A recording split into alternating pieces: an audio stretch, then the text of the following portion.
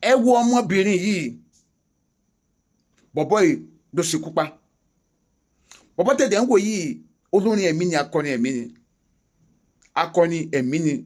gospel singer níbi yá gospel musician kéde pé wọn àti ọmọbìnrin yìí fẹ́ra ṣùgbọ́n ṣàdédé ni wọ́n wá ọmọbìnrin yìí tí wọ́n àwúrí nígbà tó yá àwọn kan ní ẹ jẹ́ ká wá sí ọ̀dọ̀ ẹni tó ń fẹ́ wọ́n kọ́kọ́ béèrè lọ́wọ́ ẹ̀ pé sókófìrí ọmọbìnrin ó ní òun ò rí òun mọ̀ ní ẹ̀ òun ò gbúrò ẹ̀ nígbà tó yá ara fún àwọn èèyàn wọ́n lọ tú ilé ẹ̀ gbà tí wọ́n délé ẹ̀ wọ́n bá òkú ọmọbìnrin nínú kọ́bọ̀dẹ̀ tó ti pín ẹ̀yà rẹ̀ ó ti lo ilé tó máa lò ó ti kó àwọn ilé tó kó pamọ́ àwọn ọlọ́pàá ti wá gbé níbo láyé ń lọ ṣùgbọ́n ìkìlọ̀ tèmi fẹ́ ṣe tàbí advice mi fún ẹ̀yin ọmọbìnrin ó ní wípé gbogbo nǹkan tó ń dán kọ́ ni wúrà ọ̀pọ̀lọpọ̀ yóò fẹ́ dúró ní ẹ fẹ́ dúró sùúrù lérè mọ́ ọlọ́run ṣògo lẹ fẹ́ dúró ọlọ́run sọlá lẹ fẹ́ dúró tẹ bá rí ọkùnrin mo ti máa ń sọ̀rọ̀ yìí tó jẹ́ pé ó ń ṣiṣẹ́ tó jẹ́ pé bí iṣẹ́ ìdọ̀tí tàbí iṣẹ́ pé díẹ̀díẹ̀ tó ránṣẹ́ wẹ́rẹ́wẹ́rẹ́ ẹ kì í fẹ́ tẹ̀lé irú ọkùnrin bẹ́ẹ̀ ẹ kì í fẹ́ tẹ̀lé irú ọkùnrin bẹ́ẹ̀ ẹ kì í fẹ́ ọkùnrin tó ń sọ pé òun ní future òun lọ́jọ́ iwájú ẹ̀ tẹ̀ kì í fẹ́ gbọ́ ọkùnrin tó ń lo mọ́tò tó tán tó ti náwó lè fẹ́ tẹ̀lé ẹ fẹ́ mọ ibi tí wọ́n ti rí ọlá wọn ẹ fẹ́ mọ àtúbọ̀tán lélẹ̀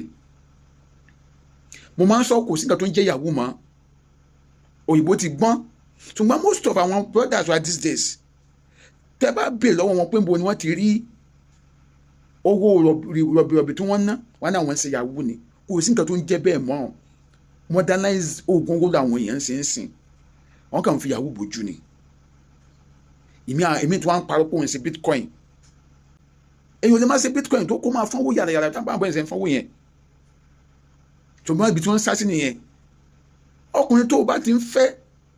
tó mọ iṣẹ́ tó ń ṣe ṣùgbọ́n tó kàn délé ní pé ó ń náwó bí ẹlẹ́dà wọ́gán yẹ kó fura sí i ṣùgbọ́n kò sí ẹ̀fẹ́ ronú lọ bẹ̀ jù pé kẹ́sà máa dán tiyín lọ oròpórí àwọn ọkùnrin yẹn dàrú àbí wọ́n sìn ẹ́ torí ọjọ́ táwọn bá mọ lù ẹ́ fún ètùtù ni nǹkan tẹ́ ẹ̀ mọ̀ nìyẹn ọ̀rẹ́ ń dàbí adìyẹ téèyàn ń sìn ni wọ́n ní fàájì òdenu orúkọ dàgbà kápá jẹ lọ ìwọ́n tá a máa ń sọ fún yín ẹ bá ní àmọ̀ nǹkan tá à ń sọ nínú lọ́dún tó kọjá ẹ mọ iye obìnrin táwọn boyfriend wọn tí wọ́n lò lásán bẹ́ẹ̀ jẹ́ ṣe ń gbọ́ lórí social media tó síbẹ̀ ẹ yé tẹ̀lé wọn kiri ẹ fẹ́ ṣiṣẹ́ ọmọbìnrin máa jí làárọ̀ a máa wọ́kùnrin tó máa gbé bùkátà yẹ̀lẹ̀ lórí kiri torí pé kò lè rọ́kùnrin gbé bùkátà yẹ̀lẹ̀ lórí nǹkan tó máa ń wà lọ́kàn tó bá ti parí school ni pé mo fẹ́ marry tó ń gangan ò dẹ̀ tí establish rẹ̀ àwọn máa wá àwọn ọkùnrin tá máa gbé gbogbo ayé wọn lé lórí ẹ̀rù pé àwọn yẹn náà gọ̀ táwọn yẹn bá ti rí pé ibi tó kù sí nìyẹn àwọn fi nǹkan kékeré wọn fi fà lójú mọ́ra àwọn máa sìn ẹ́ torí táwọn máa lù ẹ́ fún ètùtù ọ̀la yẹn tó wọ́n ọmọbìnrin tó bá fẹ́ kọkùnrin kankan lù ẹ́ kókàn lù ẹ́ ní ronú bó ṣe máa establish rẹ̀ tó bá jẹ́ iṣẹ́ lọ́pọ̀lọ́ ẹgbẹ́ lọ́kọ́ iṣẹ́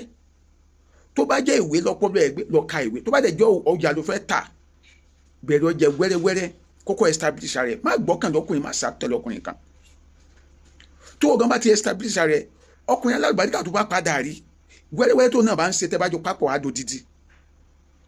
á di odidi ṣùgbọ́n o jí o fẹ́ ṣiṣẹ́ òun wá yahoo guy kiri mo ti ẹ̀ wo interview àwọn ladies kan lẹ́nu mẹ́ta yìí tẹ́lẹ̀ nǹkan sọ pé yahoo working class tó ní yahoo ni o àwọn working class man broke just imagine that kò sí nǹkan tó ń jẹ́ yahoo mọ́ yahoo plus ló wà àwọn boys yẹn ti modernize oògùn owó ń sìn ok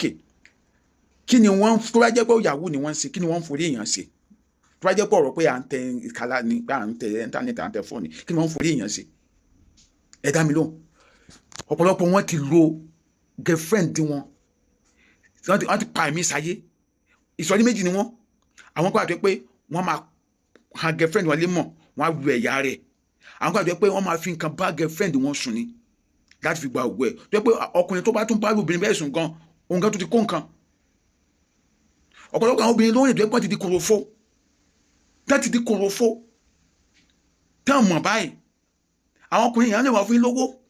wọ́n ń fún ẹ lówó ògo ẹ tí wọ́n ti gbà ní wáyé pé dáàtọ̀ tó pé ẹ máa yẹya pé púpọ̀ àwọn ọmọ ìyàwó yẹn wọn kì í ní ìyàwó sílé tá a bá ti fi obìnrin yẹn bíi ọdún kan ọdún méjì wọ́n á tẹ́ lọ́rùn wọ́n á fún ní nǹkan tó fẹ́ tá a bá ti rí i pé ó ti expire wọ́n á tún ta mọ́bìnrin mi wọ́n á tún ṣe dáadáa fún yẹn náà tá a bá ti gba nǹkan tó fẹ́ gbà lárẹ̀ láti pé ó ti expire wọ́n á ta mọ́bìnrin mi mélòó nígbà tó ti ń fẹ́ wọn mélòó ní wọn ló sọ̀rọ̀ wípé òun fẹ́ propose yẹn rí níbo tó mọ̀ pé kò sí nǹkan láàrẹ̀ mọ́ pé ó ti di kòròfo wàá máa bá yín sọ ẹ máa sọ pé ẹ lè fẹ́ ọkùnrin tó ń sọ̀rọ̀ future ìyá máa sọ pé owó lẹ́yìn ń fẹ́ o ẹ̀yin ò lè jẹya o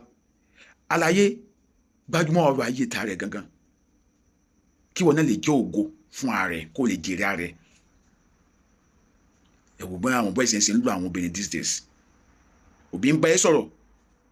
wàá máa gún gọrùn bẹ́ẹ̀ bó ti bàlágà ó ti dọ́mọgé ẹ̀gbọ́n ń bá ẹ sọ̀rọ̀ wàá máa gún gọrùn àtúbọ̀tán lè lè báyìí dẹ́tẹ̀ bá ń fẹ̀yàn ẹ jẹ́ káwọn èèyàn tó wà ní sọ̀rọ̀ nísìnyí máa mọ̀ kó tó di kó máa wọ́kùnrin lọlé fi tó òbí ẹ̀ létí fi tó fámìlì ẹ̀ létí jẹ́ kí wọ́n mọ̀ jẹ́ kí tẹ̀lé mọ̀ràn àgbà táwọn òbí ẹ̀ bá sọ fún wípé ní yóò kìí ṣe tó lè tẹ̀lé gbọ́ sí wọn lẹ́nu o torí ìrírí ṣàgbà ń gbogbo